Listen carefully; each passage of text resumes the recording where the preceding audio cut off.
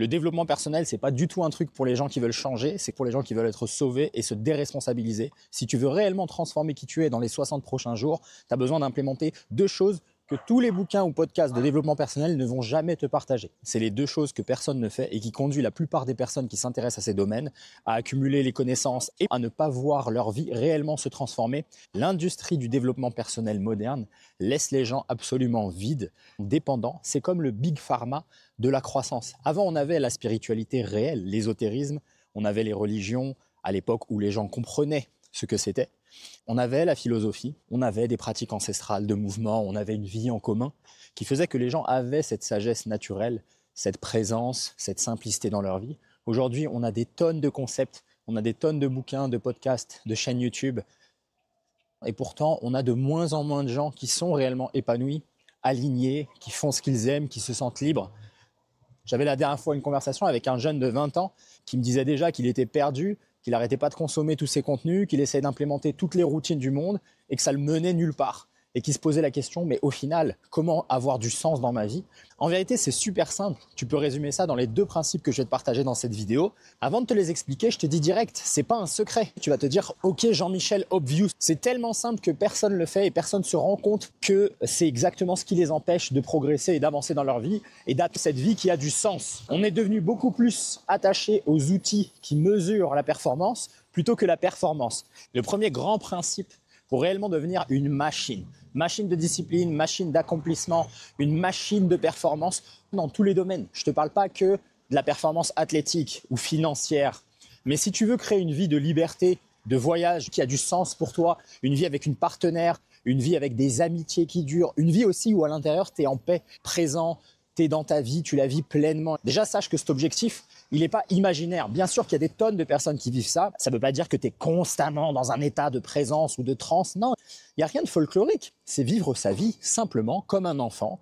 Tu joues, tu t'amuses et en même temps, tu subis aussi les craintes, les anxiétés, les incertitudes, les peurs. Mais tu as une capacité à rebondir et comme un alchimiste, à transformer ces énergies en quelque chose de plus positif. Le premier principe, c'est celui de la maximisation. La majorité des personnes, sans s'en rendre compte, deviennent des optimisateurs. C'est les mecs qui sont à fond dans le biohacking. C'est les mecs qui veulent la liste des meilleurs livres à lire, qui veulent écouter les podcasts, qui veulent regarder les vidéos, qui veulent à chaque fois avoir les meilleurs compléments alimentaires, la routine de froid, la routine d'entraînement idéale pour sa santé et sa longévité, l'exposition au chaud, à la lumière rouge. C'est les mecs amoureux du life hack. Tout est dans le nom. Un hacker, et moi je le sais parce que c'était mon métier avant, j'étais ingénieur en cybersécurité. Le hacking, ça vient du monde informatique. Et qu'est-ce que ça veut dire? Ça veut dire essayer de faire au système quelque chose qu'il n'est pas censé faire. Ce qu'on essaye de faire, c'est trouver des failles dans le système. Quand tu dis « je fais du biohacking », je trouve des life hacks, tu essayes de faire quelque chose à ton système qu'il n'est pas censé faire. Et pour moi, encore plus délirant, tu crois que ton système est imparfait au point que tu vas trouver des astuces pour le rendre plus performant.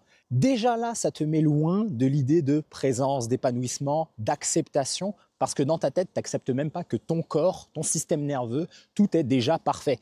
Il y a quoi à hacker dans le système humain, sachant que tu es une créature parfaite. Tu es tellement parfait qu'on arrive encore aujourd'hui toujours pas à comprendre l'entièreté de ta complexité. Et toi, tu me dis qu'en mangeant 3 graines de chia, en t'exposant à la lumière naturelle 5 minutes, en décalant le moment où tu vas boire ton café et en faisant 15 minutes de HIIT training, tu vas augmenter ta longévité de 10 ans, tu vas augmenter ta productivité de 150%, tu vas augmenter ta capacité à te concentrer, etc. Ça n'a absolument aucun sens. Toutes les personnes qui cherchent des hacks et des raccourcis sont des mecs qui sont mauvais à jouer au jeu de la vie. Ce ne sont pas les ultra-performeurs. Le premier truc que tu dois arrêter de faire, c'est d'essayer d'optimiser les choses pour devenir quelqu'un qui maximise. L'entièreté de l'excellence humaine, elle a toujours été atteinte par des gens qui maximisent. Regarde les athlètes de haut niveau, les entrepreneurs à succès, les conquérants d'antan, toutes les personnes influentes qui ont pu impacter la vie de millions de personnes, les personnes qu'on connaît encore, dont la fréquence résonne encore, qui ont atteint l'immortalité. Ces personnes-là n'ont jamais cherché des raccourcis. Elles ont toujours privilégié l'idée de maximiser. Ça veut dire que les tâches sur lesquelles je me concentre, je veux atteindre un niveau de maîtrise de ces tâches. Je veux m'exposer à un volume gigantesque de pratiques. On n'est plus dans une réflexion productiviste ou utilitariste. On ne fait pas les choses parce qu'elles nous sont utiles et on ne fait pas les choses dans l'optique d'essayer d'en faire plus en moins de temps. Quelqu'un qui optimise, il cherche l'efficience. Quelqu'un qui maximise, il cherche l'efficacité. Je ne veux pas m'entraîner moins pour avoir les mêmes résultats. Je veux m'entraîner de sorte que lorsque je pratique, je sois le plus efficace possible, que je dépense très peu d'énergie, que j'ai une maîtrise. Et si ça me demande de m'entraîner 7 heures par jour, je les dépense les 7 heures. Je ne cherche pas à compresser le temps. Le temps que moi je vais passer dans cet entraînement, il est aussi là le plaisir. Typiquement, les gens qui sont dans toute cette vibe un peu développement personnel, c'est les premiers à te dire il faut aimer le processus. Et pourtant, c'est les premiers aussi à chercher à raccourcir le processus au maximum. Ils veulent les 10 000 € en 90 jours, ils veulent la perte de poids en 3 mois. Mais cousin, tu me dis que tu es amoureux du processus, mais pas suffisamment pour passer 15 ans avant d'avoir ta ceinture noire de jiu-jitsu brésilien. Ça n'a aucun sens.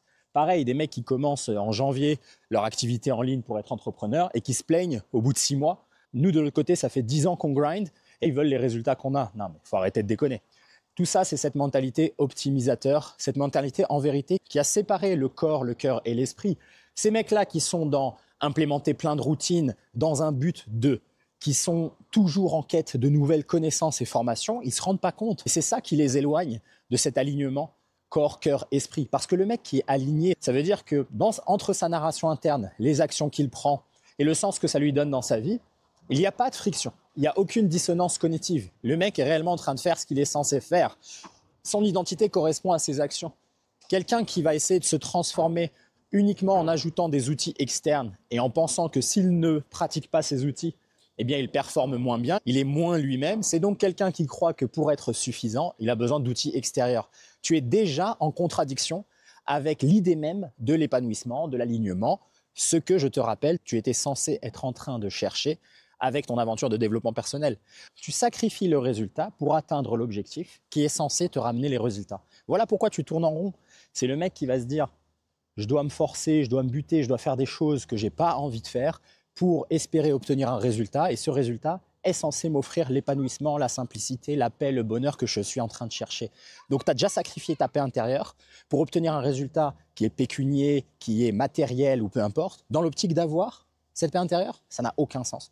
Tu es complètement déconnecté en vérité de toi-même. Tu n'as toujours pas compris l'alignement corps, cœur, esprit. Tu ne comprends pas que tu es un être multidimensionnel et que fonctionner uniquement avec ton mental et accumuler les exercices, les routines, les connaissances, c'est littéralement te déshumaniser. Alors qu'en vérité, tu as des exemples tout autour de toi. Écoute les interviews des personnes à succès, lis leurs bouquins, tu vas vite voir que c'est des mecs, ils se disent « moi j'aime ce domaine-là, ça fait partie de mon identité ». Je me lève le matin jusqu'à que je me couche, je fais que ça. Un mec qui sait exactement ce qu'il veut dans la vie, qui sait exactement où est-ce qu'il veut habiter, avec qui il veut vivre, comment il a envie de vivre, et qui n'implémente aucune routine. Il ne se lève pas à 4 heures du matin, il ne fait pas de bain froid, pas de méditation, pas d'entraînement physique. Il a envie d'être un trader à succès, il a envie d'être multimillionnaire. Il se lève, il ouvre son ordi de 8 heures du matin jusqu'à 23 heures. Crois-moi bien que ce mec-là, il va atteindre tous les résultats et il va atteindre tout l'épanouissement et l'alignement que l'autre qui accumule les outils, qui fait des routines de 4 heures du matin jusqu'à 9 heures du matin, qui a toujours rien accompli, qui a toujours pas ouvert son ordi, qui a toujours pas créé du contenu, qui a toujours pas vendu quoi que ce soit, qui a toujours pas voyagé, qui a toujours pas appris une langue. Ce mec-là, il va se faire déboîter alors qu'il a toutes les routines. Encore une fois, les mecs qui réussissent et qui te partagent leurs routines, n'oublie pas qu'eux n'ont jamais implémenté ces routines ou ces outils-là lorsqu'ils étaient en train d'essayer d'accomplir leurs résultats. Tout le monde prend l'exemple de mecs comme les athlètes de haut niveau ou même certains entrepreneurs investissent des millions dans leur récupération. Mais quand le mec il avait 20 ans, est-ce qu'il avait les millions à investir là-dedans? Est-ce qu'il s'intéressait à la récupération? Mais pas du tout. C'était des mecs qui se levaient tôt le matin et ils se couchaient tard le soir. Ils faisaient que du basketball, ou ils faisaient que de la vente, ou ils faisaient que du YouTube. Tous ces mecs-là découvrent les outils d'optimisation après avoir maximisé. Le mec est déjà champion du monde, qu'il s'intéresse au sauna et au bain froid. Je me suis intéressé à l'époque à la mobilité, au bain froid, au sauna, à l'alimentation. Quand j'avais 26 ans, j'avais déjà 11 ans de foot dans les pattes, 8 ans de calisthenics, 2 années de boxeur professionnel, j'avais 10 ans de danse. J'étais déjà un athlète pro, j'étais déjà un performeur depuis des années. La première fois que j'ai mis les pieds dans une salle de musculation pour faire de la préparation physique, j'avais 26 ans. Ça faisait plus de 2 ans que je boxais en tant que professionnel au Japon. Je venais d'arriver en Thaïlande et c'est en Thaïlande, dans les grosses salles de MMA, que j'ai découvert la kettlebell, le sled, la pliométrie, etc. Avant ça, je n'avais jamais entendu parler de ça parce que j'en avais rien à carrer. Je me levais à 5 heures, je faisais mon entraînement et le soir, je faisais mon entraînement. Et c'est tout ce qui compte. Dans mon identité, c'était je suis un boxeur, je me lève, je fais de la boxe. Je suis un danseur, je me lève, je fais de la danse. Donc voilà pourquoi je t'invite à t'éloigner de tous les outils, etc. Je t'assure, ça va te faire le plus grand bien. Ça va te redonner la souveraineté sur ce temps de vie que tu gaspilles. Une fois que tu as accepté ça, tu vas arrêter d'être dans la masturbation intellectuelle. Tu vas enfin devenir un mec sérieux. Un mec qui joue sérieusement au jeu de la vie et un mec qui joue pour gagner. Si tu as envie d'être un auteur à succès, va écrire. Si tu as envie d'être un athlète professionnel, va t'entraîner. Si tu as envie d'être un entrepreneur à succès, va vendre, va créer du contenu. Deuxième principe pour littéralement être méconnaissable dans les 60 prochains jours et surtout retrouver cette paix intérieure, sérénité, cet alignement que tu cherches. Maintenant qu'on a déjà éliminé tout le superflu, c'est comme dans la naturopathie, le premier principe, c'est ne pas nuire au système. Enlève les bouquins, enlève les podcasts, enlève les chaînes YouTube, arrête de t'abonner à 10 000 mecs, tu n'as pas besoin d'avoir les conseils d'un mec qui gagne 100 millions de dollars par an, alors que toi, tu n'arrives même pas à dégager 5 000 ou 10 000 euros par mois. Donc arrête de regarder ça, arrête de regarder les conseils des top athlètes qui, eux, c'est leur métier. Ils s'entraînent 6 à 8 heures par jour. Tu ne seras jamais de ce niveau-là, vu que toi, tu as ton 9 to 5 que tu ne veux pas quitter, tu as peur de ne pas avoir assez d'argent pour payer le loyer, tu es dans une relation exécrable et tu as des amis toxiques. Sois sérieux. Deuxième principe, c'est devenir un essentialiste. Arrêtez de tomber amoureux de la productivité parce que tu n'es pas une machine, tu n'es pas un gestionnaire de tâches. Donc lorsque tu te lèves et que tu as 10 000 outils, ton deuxième cerveau, ta liste de tâches et que tu coches toutes les tâches, ça ressemble à du travail, ça ressemble à du progrès, mais ce n'est pas du progrès. Ce que tu dois développer, c'est une mentalité de chasseur, une mentalité de requin. Parmi toutes les tâches que j'ai à faire aujourd'hui, qu'il s'agisse de mon corps, de mon travail, de mes relations familiales, amoureuses ou peu importe, tous les domaines, quelle est la tâche la plus significative? Celle qui apporte le plus de sens, celle qui fait littéralement avancer le curseur loin devant. Et donc, tu dois commencer à réfléchir en termes de levier. La plupart des gens tombent amoureux du fait de cocher des cases.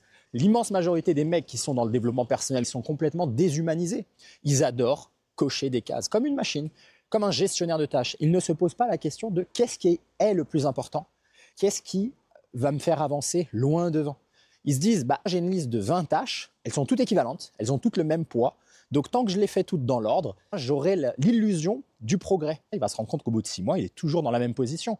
Montre-moi où est-ce que ça t'a amené dans la vie de fonctionner comme ça, là où tous les mecs qui ont les résultats que toi, tu rêverais d'avoir, aucun d'entre nous ne fonctionne comme ça. Quand je me lève et j'ai 10 choses à faire pour mon taf, j'isole la tâche la plus significative. Dans le business, c'est quoi? C'est celle qui me rapporte du chiffre d'affaires.